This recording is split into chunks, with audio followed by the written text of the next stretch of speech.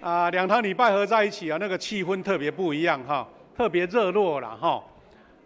我们现在其实在台湾已经这个族群或是我们的不同的背景多元已经很习惯了，更进一步是我们彼此语言也都互通了。所以呢，我们无论参加华语礼拜，还是咱参加台语的礼拜，那种隔阂性的拢无啊，这是咱必然的趋势啦哈。但是我要讲台语我要说华语那这个是我们必备的哈，也是一个非常好的一个社会的能力哈。愿神赐福我们今天的聚会，从头到尾，神的恩典跟我们同在。我们现在做祷告。谢谢天父上帝，感谢你，让我们一起同心聚集聚会。无论是台语堂、华语堂，我们都是属于你的百姓。当我们同心聚集的时候，我们知道神有你美好的心意，就是我们彼此同心合一，为了富强教会，我们成为一个同工，成为一个门徒，也成为一个互助者。大家彼此为教会的事工来努力，也同心传福音，愿神的国度更加的宽广。我们要透过你的话来彼此勉励，愿神的恩典给我们同在。祷告奉耶稣的名祈求，阿们。兄弟姊妹，咱线接顶礼拜所分享的这个和送香加最富足的主因为这2个礼拜呢，刚好都有圣餐，还有和会啦哈。其实牧师是觉得说，要把这个完整的信息都分享如果一次都讲完也可以，但是好像觉得很仓促所以牧师干脆就分成3段，连下个礼拜一起用这个主题哈。那这个主题我们都知道，上个礼拜牧师有讲有很多神应许的祝福。那当一个牧师的，当一个牧者的，当一个讲道者，你要常常宣讲，因为这是上帝要给咱的福气你拢无咧讲，伤当酸啦吼。顶日我听到一个同工讲足暗度的，唔捌咧听有无？暗度听有无？暗度即马在老人听有吼，就是当酸啦、吝啬啦、唔甘啦。但是某种程度，又会讲说，牧师常常讲这个，好像有一点在催我的意思哈。其实是看你的领受，从属灵的领受，你记得这个是神给我们最大的祝福的根源。那因为这样，牧师用这2段经文那要稍微简短的来分享2个段落2个段落。那刚刚经文我们已经读过了，我们就直接从这个内容一起来分享第一个主题是上帝喜爱乐意奉献的人，喜爱乐意奉献的人。好，头一段经文就是箴言箴言19章17节，箴言19章17节，他直接宣讲，尽这善恰人是救福上主，上主会教义的所做行医，就是神很奇妙的宣告。他知道这个世界有贫穷的人，有弱势者。当你周济他们，记住他们，你不是失去，你不是减少，而是将这一切借给神。上帝原来是赏赐万有的主，但是箴言却教导我们说，记住穷人等于借钱给上主，就是上帝欠你的就对了哈。我们在圣经里面，拢是咱欠上帝你亏欠上帝的恩典嘛？你欠这欠迄敢若这句话讲，上帝欠你，咱得互上帝欠，你敢知影？上帝欠的意思就是讲，好亲像咱拄好春节过压岁钱囡仔拢收几啊包特别去找阿叔、阿姆、阿姑、阿婶拢摕出侪红包，妈妈就讲来。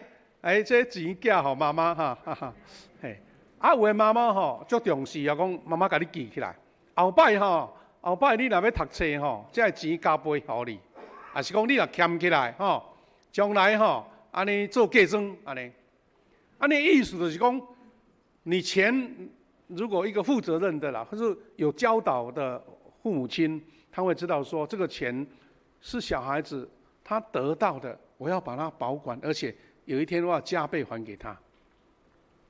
其实就是这个意思。上帝说：“你去关心穷人，你去记住穷人家，你不是失去了钱，而是你借在上帝这边，而且上帝是欠你的。”这是圣经真难得的一个教导所以上帝要因着人们的记住穷人的善行，他要守约偿还，这个奇妙的应许所以这段经文有一个足特殊的字眼，上帝欠你。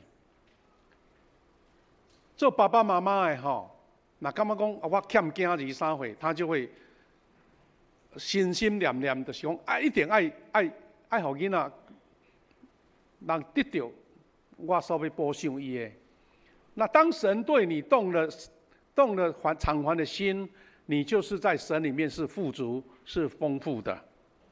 然后保罗在哥林多后书9章6到9节，加倍的给咱讲几项，就是有关奉献的教导。他把奉献比喻如同耕种作物。我们现在当然很少人在市区里面有耕种的经验但是一般的农夫他们知道，少种的少收，多种的多收，这是一个自然的原理啦没有什么很奇特的。所以他就把我们看见说，你殷勤耕种，你努力撒种，你就会得到更多的收获。当然我们不能排除说有一些什么天灾啦，又是这些自然灾害但是它的原理就是你多种的就会多收，少种的是少收这样子那当然多种就要辛劳嘛，对不对？爱付出嘛，爱给做的时间嘛你要忙进忙出嘛有时候要影响你饮食的时间嘛，休息的时间嘛。但是你会发现说，流泪撒种的必欢呼收割，这个是神给我们一个自然的原理。然后保罗说，少种的少收，多种的多收，这是第一个神给我们的应许。第二个是什么呢？奉献是出于心甘情愿的。保罗说，你是心甘情愿，不是勉强的，不是被逼的或是被诱惑的，不是。每一个人都应该按照自己的心愿捐助，不犹豫，不勉强，因为上帝喜爱乐意奉献的人。意思讲，你心甘乐意，济少是另外一回事，你甘心乐意，这是上帝所欢喜的，上帝所介意的。第三，奉献带来上帝丰富的赏赐。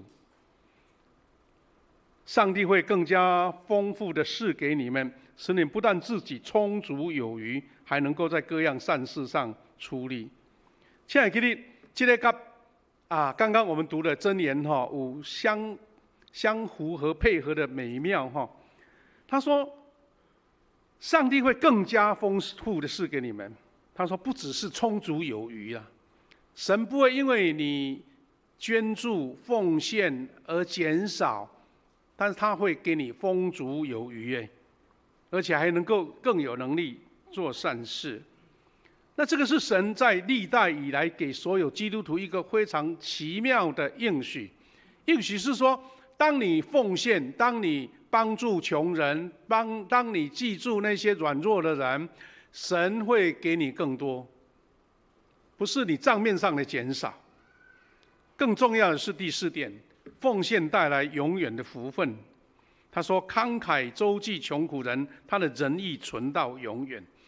意思说，神看见你这样的服事，看你这样的奉献，他是永恒被纪念的，永恒被纪念的。感谢主。我们从这2段经文再来回想这几个奉献的原则。奉献的原则，神是特别跟你讲说，是照你有的。意思说，上帝袂要求你超过你所有的，我都无上帝佫甲你讨，好像一只牛要掠几块皮掠2顶皮，无啦，不可能。神是照你有的，这个是神的原则。所以，上帝要你做的，一定都是你有的，你有，神才会要你。所以有的人他比较丰富，他比较富足，所以神要让他给的多。但是当你入不敷出的时候，神也要你的，但是是你觉得你能够付出的。所以不论是时间、金钱、才干、恩赐，请会记得吼，这句话：当上帝呼召你的时阵，伊是要替你负责，伊要加互你。意思讲，你若无要做，上帝说啊，你就够了。但是当你付出的时候，神在后面，讲做你的目骨就对了，做你的后盾，做你的供应者。那其中的关键就是你愿不愿意接受呼召？你有欢喜乎上帝来采用你无？哥林多后书8章12节哈，台语的伊讲。恁若欢喜捐献，上帝会欢喜接纳恁献恁所有的，袂要求恁献恁所无的。恁若欢喜，上帝是要求你有的啦。你有，上帝才会甲你接纳，但是袂讲叫你无的要摕出来。我都无这个能力，我都无这个恩赐，上帝逼我都爱做。但是，请会记得哦，当你愿意讲我要做这项事的时阵，上帝就会把这个恩赐予你，足奇妙的吼。咱教会兄弟姊妹，你看对头前带诗歌敬拜赞美的，也是各种服侍的同工吼。普通时你坐伫遐，人也袂看出你有啥物恩赐，但是你等于讲主啊，我要来做这项，上帝就予你这款恩赐。有人讲啊，我也袂晓接待，啊，我也袂晓关怀，啊，我也袂晓来招待这新朋友。有人捌咧讲，哎，我咧足惊厕所吼，啊，新朋友来我都毋知要讲啥话安尼。当然，你可以按照自己的本性说，安尼我无法度，这我无爱。但是你若讲，哎，我来试看嘛的时阵吼，上帝会给你很奇妙的恩赐诶。你原来以为说，我看到厕所人会歹势，讲话讲无，或是说啊这个口齿不清。但是当你有这样的恩赐，神就给你说，你成为一个最受欢迎的招待新朋友的人。啊，这是神的法则，很奇妙。华语的圣经说，你如果真心捐助，上帝一定悦纳，他要你们献上你们所有的，不是所没有的。这个是很奇妙的原则了哈。所以兄弟姊妹，我们理解到一个人有没有，或是能不能，不是先按照自己心里的衡量了。请记得，上帝呼召你，就会加给你所需要的，包括金钱的捐助，包括恩赐的增加，包括你服侍的能力。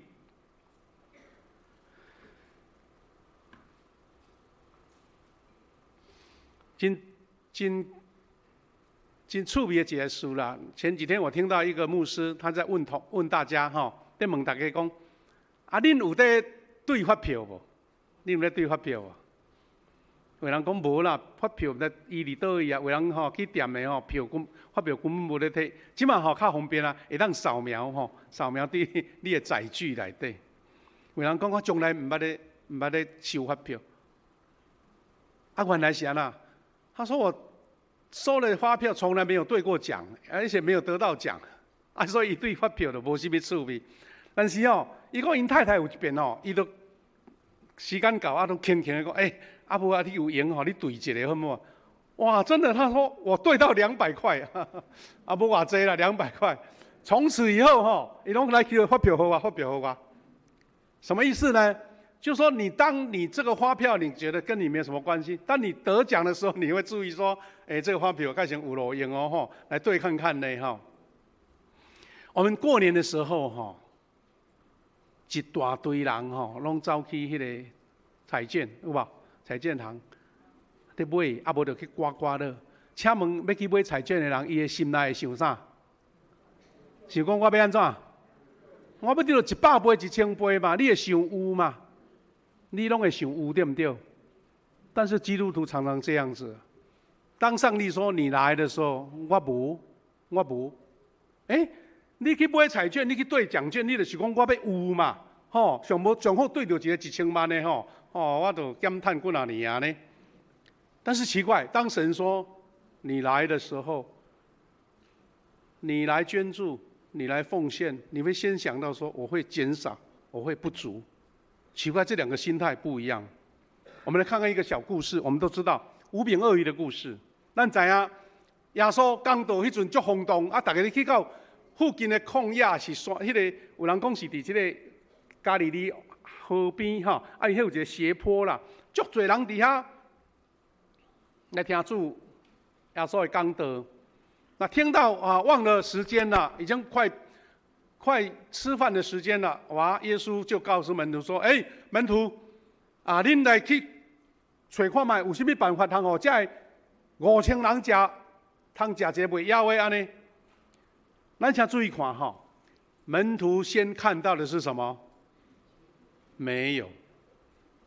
门徒甲耶稣问讲：“老师啊，遐侪人，要哪有通去倒去找遐侪？”假蜜糖好因家嘞，吼，对我们常常这个是我们平常习惯的心态。我没有，上帝要做你这个代志，啊，我袂晓诶。上帝讲大家做来努力，做一个工，啊，无钱啦。但是很奇妙哈，当神说去做的时候，请先不要看自己没有，上帝要你做，他就必供应你一切的需要，叫你能够做成功。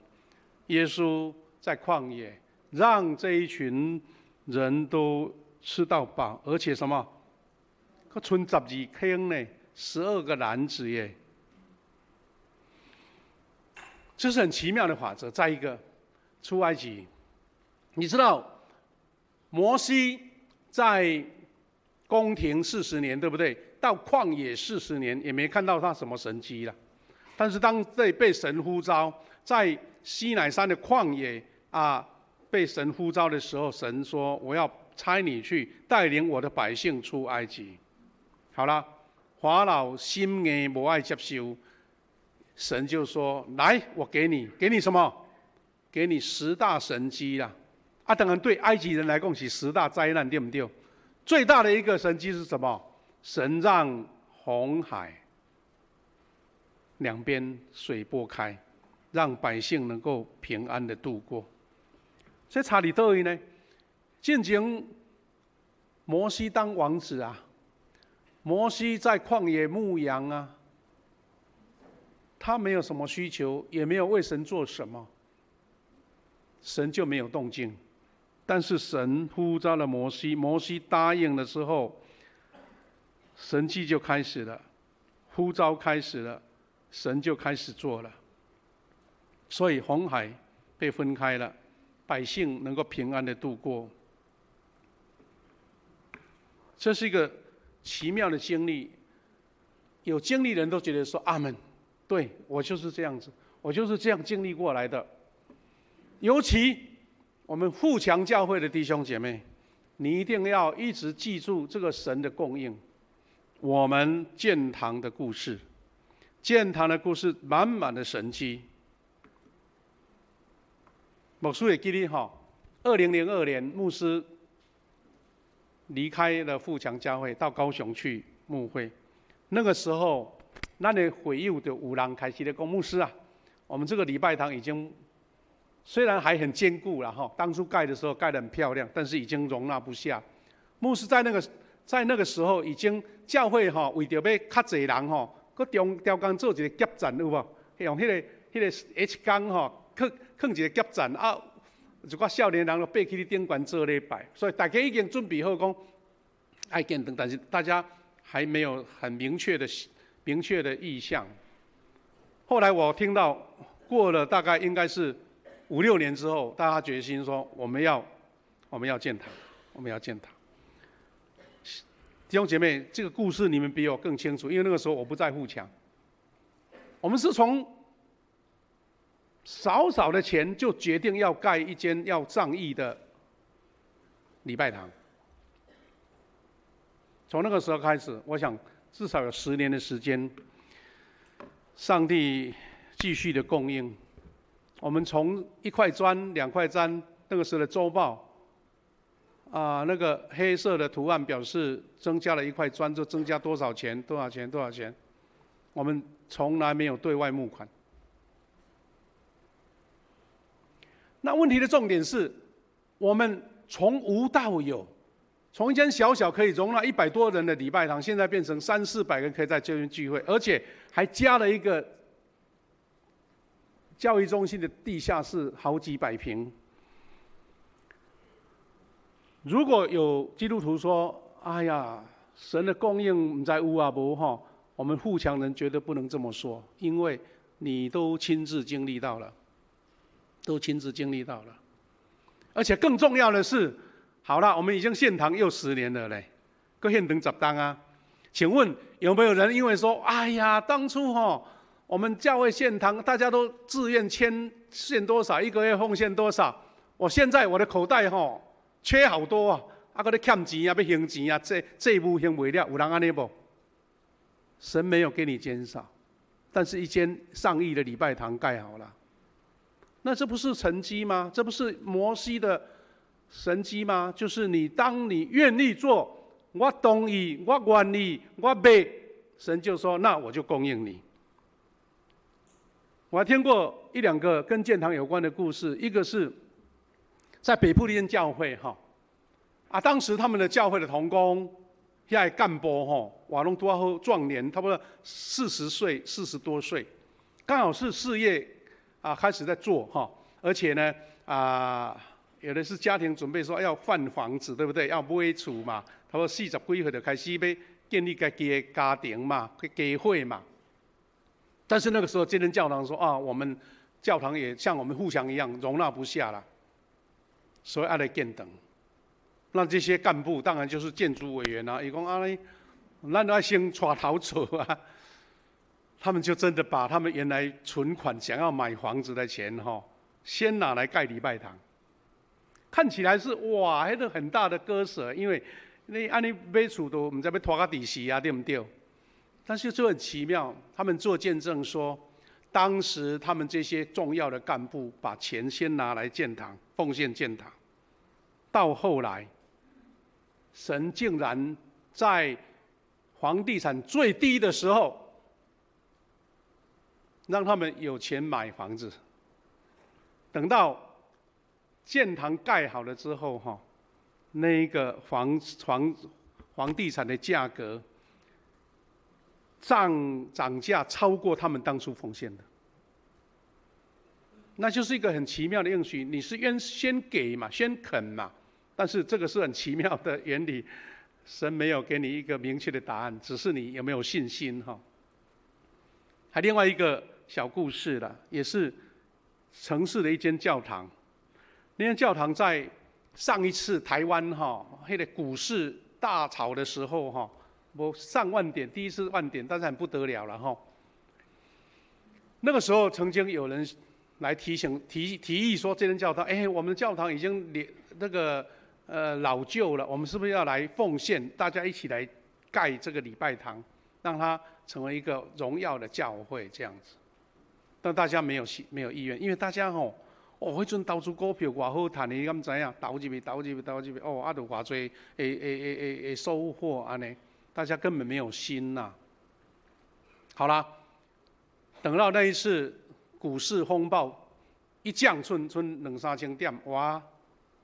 所有的钱都好像人讲淡水啊，崩水安尼啦有一位同工他就统计说，他们当年那些会有投入股市投资所损失的钱，如果不去投入，把那些留下来，可以盖一间更多的教堂。那我们可以从这2个对比了这个也不是人事前能够预测的，就是你跟神的关系，到底神给你什么？神要给你什么？是你先有信心呢，还是神先给你才有信心呢？弟兄姐妹，使贫穷变富足的主，当他这样宣告的时候，他就要为你负责。愿我们富强人，既然我们带的这个名字富强，那你就不要有贫穷的心，不要有贫穷的心态，老是觉得你欠缺什么，而是因为在富足的上帝里面，他是万有拥有的。结论来说，上帝是我们的上帝。当我们遵行他的教训，上帝就会释放他财物的赐福；遵行的话去做，就会体验到个人、工作、教会中都赐福满满。愿神将这样一个美好的人生，特别是跟财务有关的原理，就成为 DNA 在你的身上，你就会经历富足，而且是百代的富足。